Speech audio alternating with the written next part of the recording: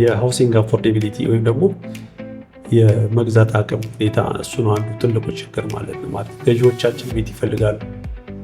ዲማንድ ኤንድ ሳፕላይ በጣም ከፍተኛ ዲማንድ አለ። ያን ዲማንድ አንድ ሰው መግዛት ሲፈልግ ቤቱ አፎርድ አያደርግም፣ ደግሞ በገቢው ልክ አይሆንለትም ማለት ነው። ስለዚህ አንዱ ችግር የሃውሲንግ አፎርዴቢሊቲ ችግር አለ። መንግስት እንዳጠቃላይ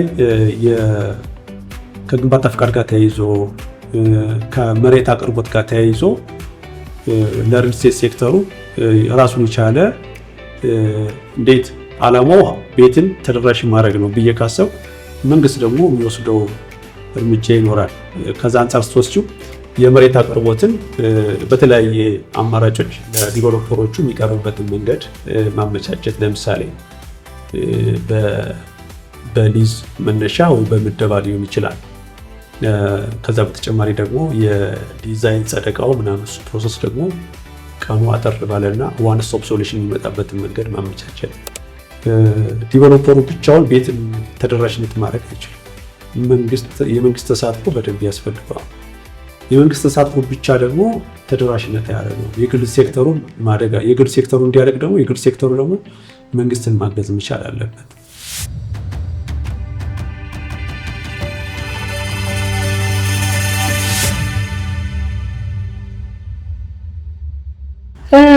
ተዘራ እንኳን ደህና መጣህ ወደ ብሉፕሪንት ፖድካስት። በድጋሚ ስለተገናኘ በጣም ደስ ብሎኛል። እንግዳችንም ለመሆን ፈቃደኛ ስለሆንክ ደስ ብሎኛል። እስቲ ተዘራ እንተዋወቅ። ተዘራ ማን ነው? ራሱን እስቲ ያስተዋውቅልን። በመጀመሪያ ደረጃ ስለጋበዛችሁኝ በጣም አመሰግናለሁ። ስሜ ተዘራ አሰፋ።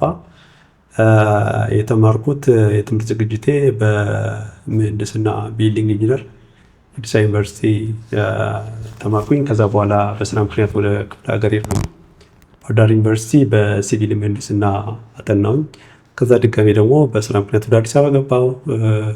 ስራ እየሰራሁኝ የኮንስትራክሽን ማኔጅመንት ሁለተኛ ዲግሪን ተማርኩ ማለት ነው። ስለዚህ የትምህርት ዝግጅት ይህን ይመስላል። የስራ ልምዴ አጠቃላይ ወደ 20 ዓመት ገደማ ነው። ከዚህ ውስጥ የመንግስት ስራ የሰራሁበት ሁኔታ አለ። የተወሰነውን ደግሞ ወይ በአብዛኛው የግል ኮንስትራክሽን ሴክተር ላይ የሰራሁት። ከዚህ ውስጥ ደግሞ የሪል ስቴት ልምድና በኮንስትራክሽን ሴክተሩ ላይ ልምድ አለኝ። አሁን ላይ አንድ የግል ኩባንያ ትልቅ ፕሮጀክት ላይ ስራ አስኪያጅ ነኝ የምሰራው።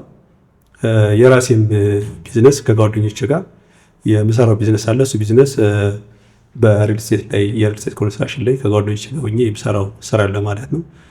አጠቃላይ ፕሮፋይል ይህን ይመስላል። አመሰግናለሁ። መልካም ተዘራ። እንግዲህ ከዚህ ጎን ለጎን እንግዲህ ትልልቅ የሆኑ ሀገራችን ውስጥ ትልልቅ የሚባሉ ፕሮጀክቶች መካከል እንደሰራ አውቃለሁኝና እስቲ ከሰራሃቸው ፕሮጀክቶች መካከል የተወሰኑትን መጥቀስ ቢቻል፣ እንደ ፕሮጀክቶቹ መጠን አይነታቸውንም ጭምር። ከሰራኋቸው ፕሮጀክቶች አንደኛው ስቴዲየሞች ናቸው።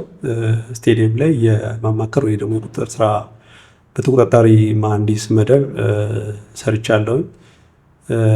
ከዛ ቀጥሎ ደግሞ የሪል ስቴት ግንባታዎች ላይ ለመስራት ችያለሁ።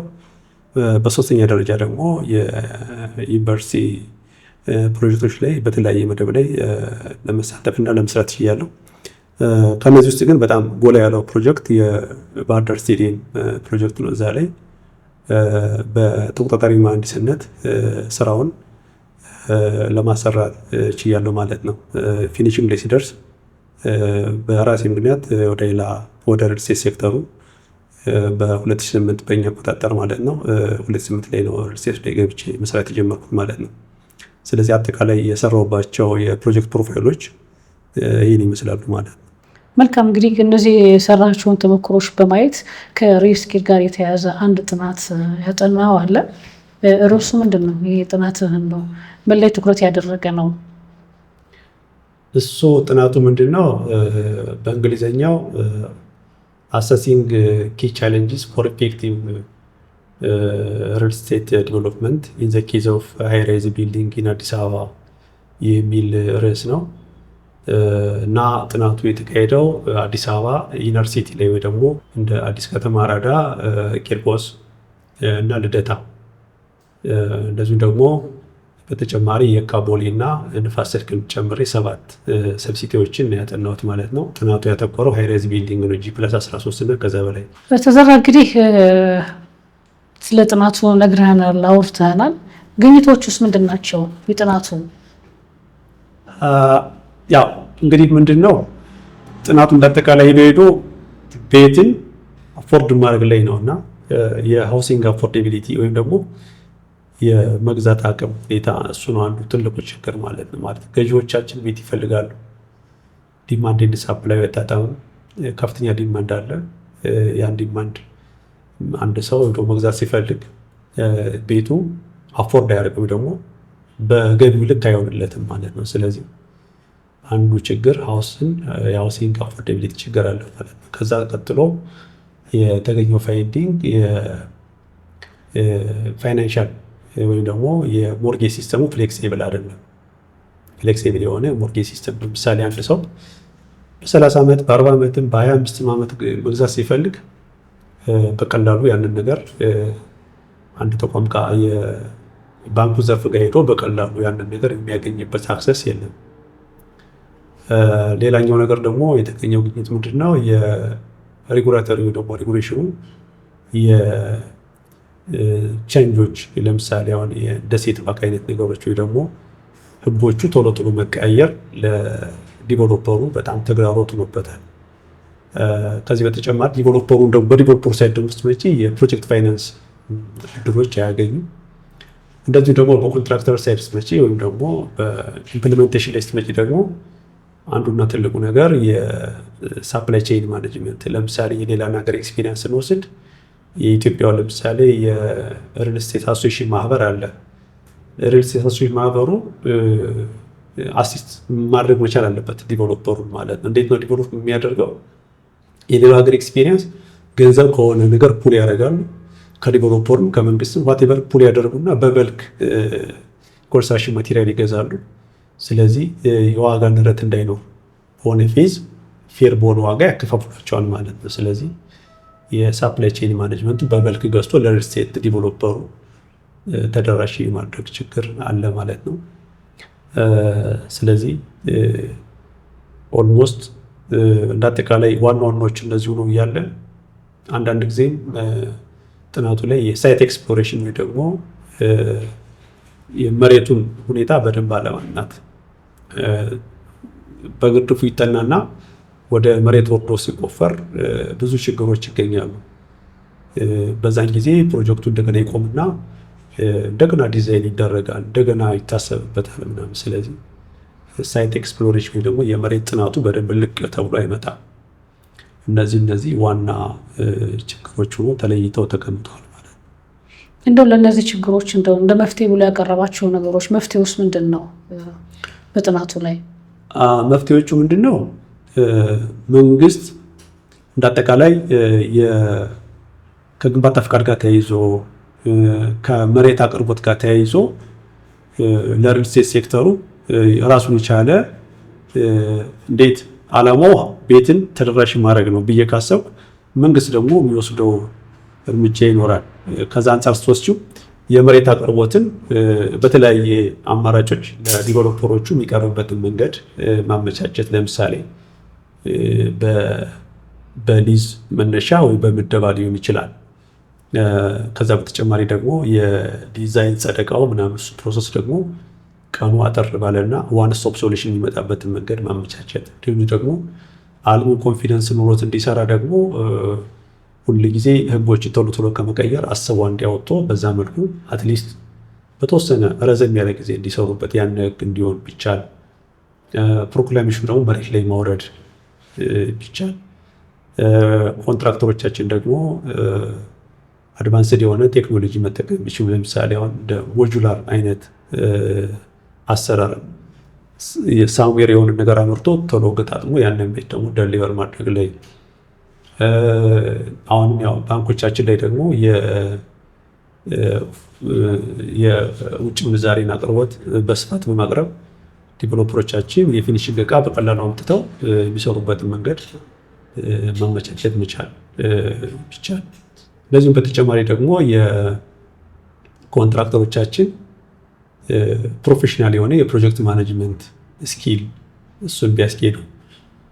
ምክንያቱም አንድ ፕሮጀክት 9 ወይም 10 ፕሮጀክት ማኔጅመንት ቦዲ ኦፍ ኖሌጅ ያለው፣ ስለዚህ እሱን ማካተትና አሁን ደግሞ የቢልዲንግ ኢንፎርሜሽን ሞዴል መጥቷል። እሱን ደግሞ አካቶ ዘመናዊ አድርጎ ስራውን በተቀላጠፈ ሁኔታ የሚሰራበት መንገድ ቢያመቻቹ እነዚህ እንደ ስትራቴጂ ይሆናሉ ማለት ነው።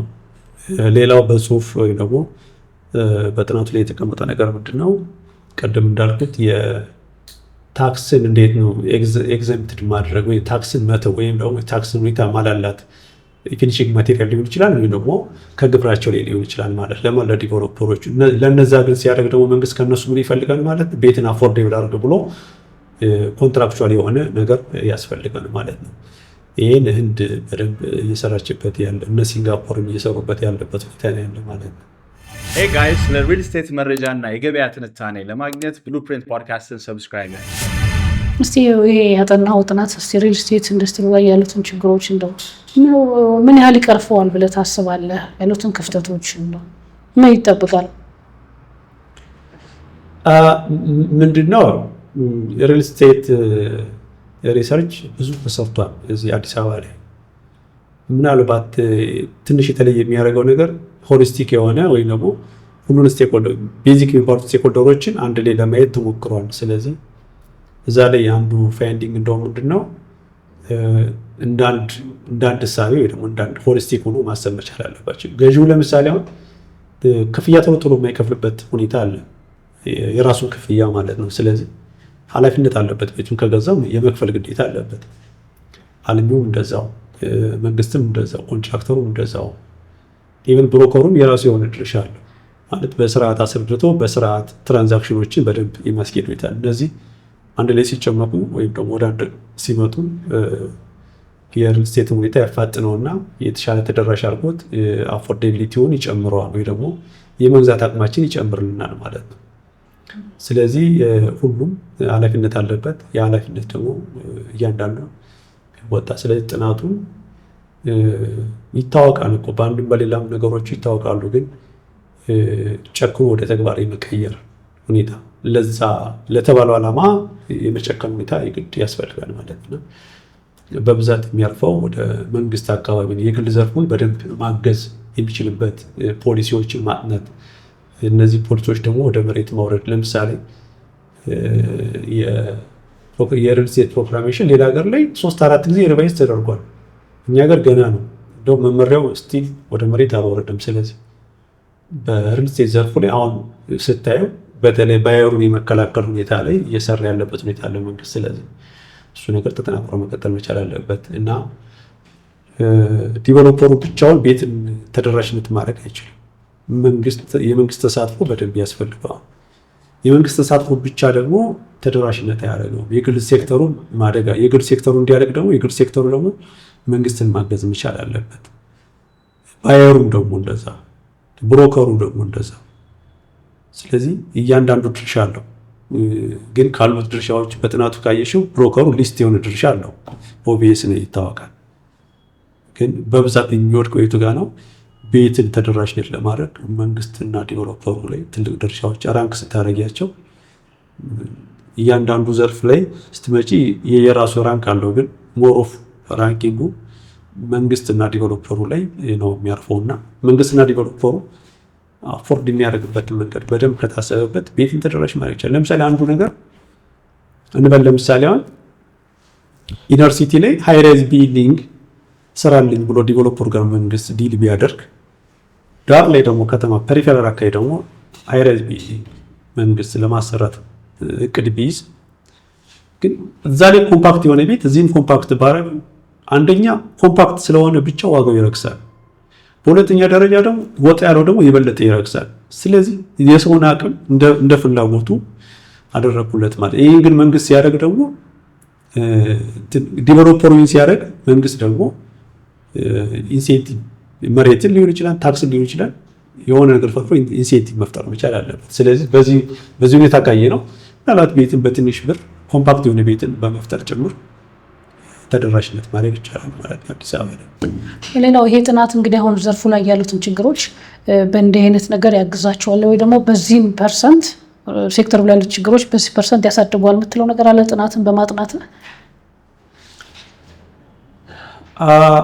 ያው እንዳልኩሽ እንግዲህ የጥናቱ ችግር ሞሮፍ የሚያጠነጥነው በፕሮጀክት የአሰራር ሂደትና ቤትን እንዴት ነው ተደራሽ ማድረግ የሚቻለው ነው።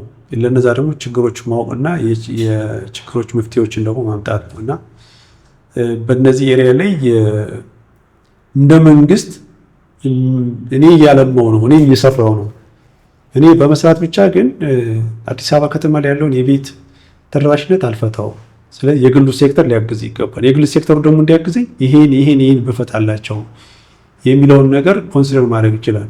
ይህ ብቻ ሳይሆን መንግስት እኮ በፖሊሲ ኢንስቲትዩሽን ጥናት ላይ ብዙ ያጠናቸው ነገሮች አሉ። ኢቨን አንድ ያጠናው አንድ ሰው ሙሉ ግቢ ያለው ሰርቪስ አለው። ሰርቪሶቹ በደንብ ዲቨሎፕ እንዲሆኑና እነሱ በደንብ እንዲከራዩ ምናምን ያጠናው ጥናት ሁሉ አለና እያንዳንዱን ጥናት መንግስት ወስዶ ጨምቆ ምናምን ሌሎች የተጠኑትንም ኢንተርናሽናል ኤክስፒሪየንሱን ወስዶ ቤትን በተወሰነ መልኩ ምክንያቱም አንዱ በጣም ትልቁ ችግር ቤት ከሌለሽ ስራ ለመስራት እንኳን በስራ ለመስራት ሰከንድ ብለሽ አሰሪ። ምክንያቱም የቤት ኪራይ በደሞዝ አፎርድ ማድረግ አልተቻለም።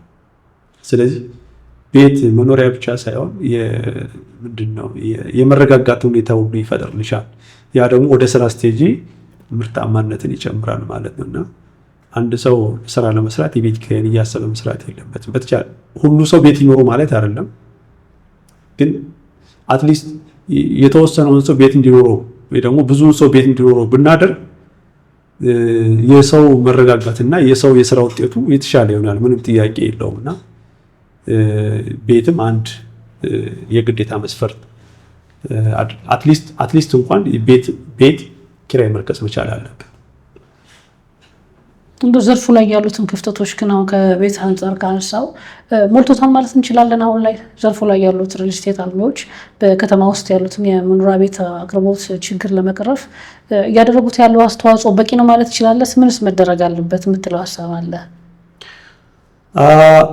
አልሞላው። ምክንያቱም ቅድም እንዳልኩሽ እንግዲህ ቅድም በፐርሰንት አስቀምጠነዋል። የግል ዘርፉ ሪል ስቴትን ዲቨሎፕ የሚያደርግበት ፐርሰንት 4% ገደማ ማለት በጣም ትንሽዬ ነው እና ይህን የግል ዘርፍ እንዲያድግ መንግስት ብዙ ነገሮችን ማገዝ መቻል አለበት። አይሆፕ ያግዛል፣ ግን የበለጠ ደግሞ ቢያግዝ በዚህ በተጨማሪ ደግሞ ዲቨሎፐሮቻችን ለየትኛው ካስተመር ለየትኛው ገዢ ምን አይነት ቤት ዲዛይን ላድርግለት ብሎ ማሰብ ይቻላል። ቅድም እንዳልኩት ደግሜ ማንሳት እችላለሁ። ለምሳሌ የተለመደ 3 ቤድሩም 150 ካሬ፣ የተለመደ 2 ቤድሩም 90 ካሬ ወይ 110 ካሬ፣ የተለመደ 1 ቤድሩም 60 ካሬ እያልን ከምናደርገው ባለ 3 ሆኖ ኮምፓክት ማድረግ ይቻላል። ባለ 3 ሆኖ 56 ካሬ ማድረግ ይቻላል። ስለዚህ ካሬው እያነሰ ሲሄድ የመግዛት አቅማችን ይጨምራል። እቺን ደግሞ የምገዛባትን 56 ካሬ ደግሞ መንግስት ረዘም ያለ የሞርጌጅ ሲስተም ቢያበጅልኝ ቤት እገዛለሁ ማለት እየኖርኩ እከፍላለሁ። ስለዚህ የፋይናንስ ሲስተሙ መፈታት አለበት። የዲዛይን ኢሹና ደግሞ ለየትኛው ካስተመር ፈልጋለሁ ይኖረው የዲቨሎፐሩ ስራ ይሆናል ማለት ነው። ስለዚህ እንደገና ደግሞ ወደ መንግስት ጋር ስቴጅ ደግሞ ቶሎ መጽደቅ ፕሮሰሱ ዋን ስቶፕ ሶሉሽን ደግሞ መገኘት መቻል አለበት እና አሁን ሞሰብ ራሱ መጥቷል። እሱ እየቀረፉ የሚሄድ ይመስለኛል። ስለዚህ የብዙ ሴክተሮች ውጤት ነው ቤቱን ተደራሽነት የሚያደርገው ማለት ነውና ያን እየሰራንበት ከሄድን ቤት በተወሰነ መልኩ ብዙ ሰዎች ቤት ይኖራቸዋል። ስለዚህ ይፈተው ይሄዳል ብዬ አምናለሁ። ሄይ ጋይስ፣ ለሪል ስቴት መረጃና የገበያ ትንታኔ ለማግኘት ብሉፕሪንት ፖድካስትን ሰብስክራይብ እስቲ ለቀጣይ 10 ዓመታት ሪል ስቴት ኢንዱስትሪው የት ሊደርስ ትመኛለህ? ምን ላይ ሆኖ እንድታገኘው ትፈልጋለህ? እኔ ምኞቴ እነዚህ ስለማውሶቹ ወይም ደግሞ እነዚህ ለሪል ዲቨሎፕመንት የሚሆኑ ቤቶች የቀደም ያሉ ጥናቶች ወደ 70% አካባቢ አዲስ አበባ ስለማውስ ነው ወይም ደግሞ እነዚህ ምን አይነት ቤቶች የደከሙ ቤቶች ማለት ነው። አሁን እንኳን ብዙ ፈርሶ በኮሪደርም በምንም አይሆፕ ፐርሰንቱ ከዛ ያንሳል፣ ከ70% ያንሳል። ስለዚህ ሪዲቨሎፕመንት ወይ ደግሞ የሚለማ አካባቢ በጣም ብዙ ነው ስቲል ማለት ነው። ስለዚህ መንግስትም ሆነ የግል ሴክተሩ እነዚህን አካባቢ እንደገና በማልማት በሰፊው በመግባት ብዙ ማልማት ከቻል ብዙ እንዲለማ ግን ተግዳሮቶችን ከፈተንላቸው ከተፈቱላቸው ዲቨሎፐሮቻችን ከመንግስትም ሳይድ ከነሱም ሳይድ ከተፈቱላቸው ብዙ ማልማት እንችላለን። ብዙ ስናለማ ብዙ ሳፕላይ ይኖራል። ብዙ ሳፕላይ ሲኖር ደግሞ አንጻራዊ ቤቱ ይረጋጋል ማለት ነው። ስለዚህ ያነ የኔ ፍላጎትና የኔ ዊሽ ነው። ግን ፕራክቲሱ የሚያሳይሽ ግን አዲስ አበባ ላይ የአርበን ኤክስፓንሽን አለ። ሰው ከገጠር ወደ ከተማ በጣም ይመጣል። አንደኛው ነገር እሱ ነው። ሁለተኛው ነገር ደግሞ የኮንስትራክሽን ማቴሪያል ቶሎ ቶሎ መጨመር እሱ ራሱ አለ። ከዛ በኋላ ደግሞ ማክሮ ኢኮኖሚ የሚባለው ደግሞ አጠቃላይ ኢንፍሌሽን ደግሞ አለ። አይቀርም እሱ ግዴታ ስለሆነ ማለት ነው። ከዛ በተጨማሪ ቅድም እንዳልኩት በሰፊው ሪል ስቴቶች ዲቨሎፐሮቻችን በሰፊው ማልማት ካልቻሉ ስቲል ዲማንዱ አይሞላውም ማለት። በእነዚህ ምክንያቶች ምክንያቶቹ ይቀጥላሉ። እነዚህ ቀጠሉ ማለት ደግሞ የቤት ውድነት እየጨመረ ይሄዳል። ፕራክቲሱ የሚያሳየው እሱን ነው። ለምሳሌ ከ10 ዓመት በፊት 5 ሚሊዮን ይሸጥ የነበረ 3 ቤድሩም ዛሬ ላይ 20 ሚሊዮን ነው። ኢነር ሲቲ ላይ ነው ማወራሽ 20 ሚሊዮን ነው።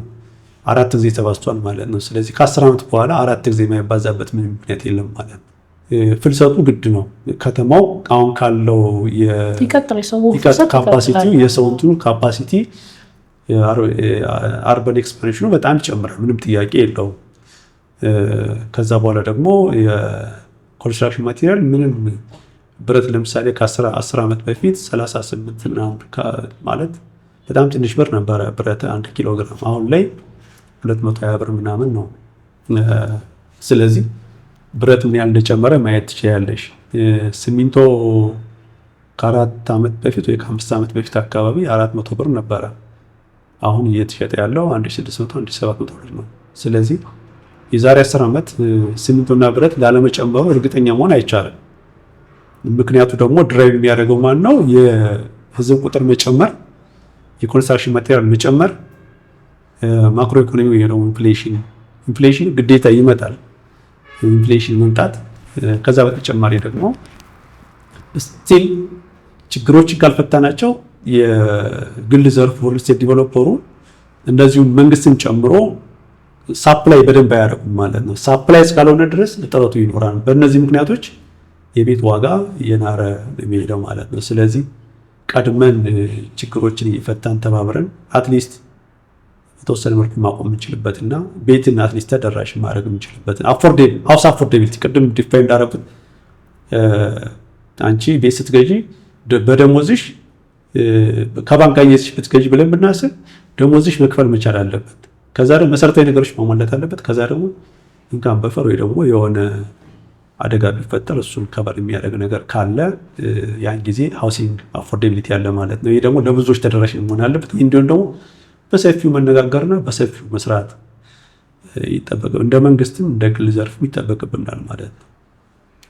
የግብአት ዋጋ መጨመር እንዲሁም ደግሞ የነዳጅ ዋጋ አሁን ላይ ከጊዜ ወደ ጊዜ እየጨመረ ነው እና እነዚህ ነገሮች እንዲሁም የዶላር ጭማሪ በተያያዘ ሴክተሩን ምን ያህል ጎድቶታል ብለህ ታስባለህ? እነዚህ ነገሮች በተደጋጋሚ እያየውና ምን ያህል ጎድቶታል ብለህ ታስባለህ? ስራው ላይ ቦታው ላይ ስላለ እንዴት አይተዋል? የኮንስትራክሽን ማቴሪያል ቶሎ ዋጋ መጨመር በብዛት የሚጎዳው ለምሳሌ አሁን አንድ ካስተመር የዛሬ 2 ዓመት አንድ ሪል ስቴት ዲቨሎፐር ላይ ገዛም በል ያ ሪል ስቴት ዲቨሎፐር ደግሞ ምናልባት ስትራክቸር ላይ ሊሆን ይችላል ገና ላይ ጨርስ ይችላል። ምክንያቱም ዲዛይን አጸድቆ ሰምሲንግ አድርጎ የሆነ ቦታ ላይ ደርሷል G+7 ቴል ላይ ደርሶ ሊሆን ይችላል አሁን ላይ ማለት ነው። ስለዚህ የገባው ዋጋ በአብዛኛው ከሆነ ፐርሰንት በላይ ከመጣ በአብዛኛው ከ6% በላይ ከ10% በላይ የዋጋ ንረት ከመጣ ትከፍላላችሁ የሚል የኮንትራት አግሪመንታቸው ላይ ያስገባሉ ዲቨሎፐሮቻቸው። ስለዚህ ያንን ነገር ኢንኮርፖሬት አድርገው የማስከፈል ሁኔታ ሊኖር ይችላል። ግን ስቲል ሃይ ኢንፍሌሽን ስለሆነ ወይ ደግሞ የኮንስትራክሽን ማቴሪያሉ ከፍተኛ የዋጋ ጭማሪ ስላሳየ ከፍተኛ የሆነ የዲቨሎፐሩ ላይ የኮስት ኦቨር እና እንደዚህ ደግሞ ፕሮጀክቱን በተወሰነ መልኩ ዲሌይ ያደርገዋል።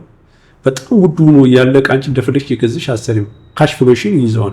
የካሽ ፍሎ ኮንስትሬንት ይገጥምሻል። ስለዚህ ዲቨሎፐሩን ላይ የፖስት ኦቨር እና ታይም ኦቨር ጫና ያመጣበታል ማለት ነው። ስለዚህ አልፎ ተርፎ ደግሞ ወደ ክላይንቶቻችን የሚመጣበት ሁኔታ ይኖራል። ስለዚህ በጣም ኢቭን የፕሮፊት ማርጂኑን በጣም እየቀነሰበት ይሄዳል። ማንን ዲቨሎፐሩ ሊያተርፈው ያሰበውንም እየቀነሰበት ይሄድና አንዳንድ ጊዜ በኢቭን ብሪክ ወይም ከሰው ሁሉ ጨርሶ ሊወጣ ይችላል ማለት ነው። ስለዚህ በጣም ይጎዳቸዋል። አሁን ያለው የዋጋ ንረት ባለፈው የዛሬ ምናምን ጊዜ የሸጠ ሰው አሁን ላይ በጣም ይጎዳዋል። ፕሮጀክቱን ያልጨረሰው ደግሞ ከሆነ በጣም ይጎዳዋል። ለምሳሌ ከ6 ወር በፊት ሴራሚክ ወደ 1900 ብር ነበር የሀገር ውስጥ ሴራሚክ 2300 ማካይ አሁን ሂዷን በጣም ከ3000 ብር በላይ ሆኗልና ጥፍ ማለት ነው። በጣም ሂዷል። ስለዚህ በካሬ ከ1000 ብር በላይ ጨመረበት ሁኔታ ነው ያለውና እጅግ በጣም ከባድ ነው። ሄይ ጋይስ ለሪል ስቴት መረጃና የገበያ ትንታኔ ለማግኘት ብሉፕሪንት ፖድካስትን ሰብስክራይብ ያድርጉ። በሪል ስቴት እና በኮንስትራክሽን ዘርፉ ላይ እንግዲህ ረዘም ያለ ጊዜ የሰራባቸው አጋጣሚዎች አሉ። እስቲ ምንድን ነው የምታስተላልፈው መልእክት ከአንተም ከተሞክሮም አንጻር? ሁለቱንም በየቅደም ተከተል። የሪል ስቴት ዲቨሎፕመንት ሀሳቡ ራሱ በጣም የኢንተርፕረነር ሀሳብ ያለበት ብዙ ሪስክ ያለበት በዛው ላይ ደግሞ ብዙ ትርፍ ያለበት ዘርፍና ስራ ነው። ስለዚህ አንድ ወደ ሪል ስቴት ሴክተር ከመጣቱ በፊት ማሰብ ያለበት ምንድነው ሪል ስቴት ሊሰራ ነው ብሎ ሲያስብ ሪል ስቴት ራሱ ምንድነው፣ ምን ላለማ ነው የሚፈልገው፣ ለማን ላለማ ነው የሚፈልገው፣ የት ቦታ ላለማ ነው የሚፈልገው፣ የት አካባቢ ነው ማለሙ፣ ሀይቱስ ምን ያህል ነው የሚሆነው፣ የቤቶቹ አይነቱስ ምን አይነት ናቸው፣ ማን የሚገዛኝ፣ አሁን ከረንትሊ ማን እየገዛ ነው ያለው፣ የትኛው ካስተመር ነው የሚገዛው፣ ለዲያስፖራው የምትሸጭለት አለ፣ ለሎካሉ የምትሸጭለት አለ፣ ምን አይነት የዲዛይን ሁኔታስ መጠቀም መቻል አለብኝ የሚለውን ማሰብ መቻል አለበት። ከዛ በተጨማሪ ሪል ስቴት የከፍተኛ የሆነ ካሽ ፍሎ ወይ ደግሞ የገንዘብ ፍሰት ያለበት ነው እና ገንዘብን በደንብ ማስተዳደርና ወደ ግንባታው ቀይሮ ያንን ለሚፈለገው ዓላማ ማድረስ ሂደት አለው። ስለዚህ በደንብ ሊታሰበት የሚገባና ሎኬሽን ዋይዝ የሆነ ሴክተር መሆኑ እንደዚሁ ደግሞ የማርኬቲንግ የሴልስ እና የካርታን የማስተላለፍ ሂደት ያለበት ስራ ነው ማለት ነው። ኮንስትራክሽን ውስጥ መጣ ደግሞ በተቀመጠው ዲዛይን ስራ ዝርዝር እና በተቀመጠው ቢኦኪ መሰረት ያንን ስራ ወደ ፊዚካል ኤክስኪዩሽን መቀየር ነው ማለት ነው። ልዩነታቸው ይሄ ነው ማለት ነው። አንድ የሚያደርጋቸው ሁለቱም ትርፍ ፈላጊዎች ናቸው፣ ትርፍ ፕሮፊት ሲከር ናቸው። ሁለቱን አንድ የሚያደርጋቸው የሪስክ እና ኮንትሮል ሜካኒዝማቸው ሞር ኦር ለስ ተመሳሳይ ነው። ነገር ግን ሪል ስቴት ሴክተሩ ሪስኩ ከበድ ይላል፣ ትርፉ በዛው ልክ ነው። ኮንስትራክሽኑ ደግሞ ሪስኩ ቀለል እና ትርፉ ደግሞ አንጻራዊ ነው ማለት ነው። ስለዚህ ሁለቱ ልዩነታቸው ይሄ ነው ማለት ይቻላል። መልካም። እስኪ ምን ታስተላልፋለህ መልእክት በስተመጨረሻ ለወጣቶች? ማስተላልፈው ምንድን ነው እንደ አጠቃላይ እንደ ክፍተት ያየሁትኝ ምንድን ነው ይሄ ሪትስ የሚባል አለ፣ ሪል ስቴት ኢንቨስትመንት ትረስት የሚባል ማለት ነው። እና እሱን ነገር ያደጉ ሀገሮች ይጠቀሙበታል። ምን ለማለት ነው? ለምሳሌ የኛ ሀገር የፔንሽን ፈንድ አለ አይደለም፣ የጡረታ ገንዘብ አለ። እሱ ብዙ ቢሊዮን ብር ነው ያለው መንግስት የሚያስተዳድረው ማለት ነው። ስለዚህ እሱን ገንዘብ መንግስት አሁን ሪትስ ምንድን ነው የሚያደርጉት? ፕሮፐርቲ ይገዛሉ። ለምሳሌ ሙሉ አፓርትመንት ይገዙበታል። ሙሉ አፓርትመንት ይገዙና ያከራዩታል። እና አንደኛ ገንዘቡን ከግሽበት ይከላከሉታል። በሁለተኛ ደረጃ የኪራይ ሳንቲም ያገኙበታል። በሶስተኛ ደረጃ ያ ፕሮፐርቲ ኤፕሪሺዬሽን ወይ ደግሞ በኋላ ላይ ሲሸጥ የፕሮፐርቲ ምንድነው ፕሮፐርቲ ጌን ኤፕሪሺዬሽን ይኖረዋል ማለት ነው። ስለዚህ ይህም ቢያደርግ ምን ሆነ ማለት የቤትን ሃውሲንግ አፎርዳቢሊቲን በአንድ በኩል አገዘ ማለት ነው። ችን እንትን ወደ መሬት መንግስት ቢያወርዳት የተሻለ ነው እላለሁ። እንዳጠቃላይ ግን የሪል ስቴት ሴክተሩ ይህን ነው የሚመስለው። ሞሮፍ ሊሰራበት የሚችል እና ወደፊትም ሪል ስቴት ለመስራት የሚያስቡ ወጣቶቻችን አዳዲስ ቴክኖሎጂዎች እየመጡ ነው። ስለዚህ እነዛን ቴክኖሎጂዎች በመላመድ ወደ መሬት ቶሎ የምናወርድበትን መንገድ ማሰብ፣ አሁን ካለው አሰራር ደግሞ የተሻለ አሰራር ሊመጣ ይችላል። የመጡም አሉ። ቢምን መጥቀስ ይቻላል። እዚህ ላይ ቢልዲንግ ኢንፎርሜሽን ሞዴሊንግ እዚህ ላይ መጥቀስ ይቻላል። ለምሳሌ ቢልዲንግ ኢንፎርሜሽን ሞዴልን አፕላይ ማድረግ ይቻላል። ሞጁላር አሁን ለምሳሌ ቅድም እንዳልኩት የኮልድ ፎርም እሱን ነገር ምን ለማለት ነው? በተለምዶ ተገጣጣሚ የምንለው ማለት ነው። ውጭ ላይ የተመረተን ነገር ኮልድ ፎርም ሊሆን ይችላል ወይ ደግሞ ኮንክሪት ሊሆን ይችላል። እሱን ሰርተን ወደ ሳይት አመተን ቶሎ የሚሰራበት መንገድ እሱ ደግሞ በሰፊው መሰራት ይችል መልካም ነው። ስለዚህ ዲቨሎፐሮቻችን አሁን የሚሰሩበትን መንገድ ይዘው ሌሎችን ደግሞ መንገዶችን ደግሞ ምን አይነት ዘዴ ያለ ሌላ ሀገር የሚሰራ የሚለውን ነገር እሱን አምጦ መሬት ላይ የተሻለ ነገር ለመስራት ጥረት መደረግ መቻል አለበት እና የኔ ፍላጎት የኔ ምኞት ቤትን በአንጻራዊ ክፍያ ማግኘት መቻልና በአብዛኛው ሰው ቤት ቢኖረው በጣም ደስ ይላል። በጣም አመሰግናለሁ። በጣም አመሰግናለሁ አቶ ተዘራ አሰፋ ብሉፕሪንት ፖድካስት ጋር መተህ ለነበረን ቆንጆ ቆይታ እጅግ በጣም አድርጌ አመሰግናለሁ። እኔም እጅግ በጣም አመሰግናለሁ።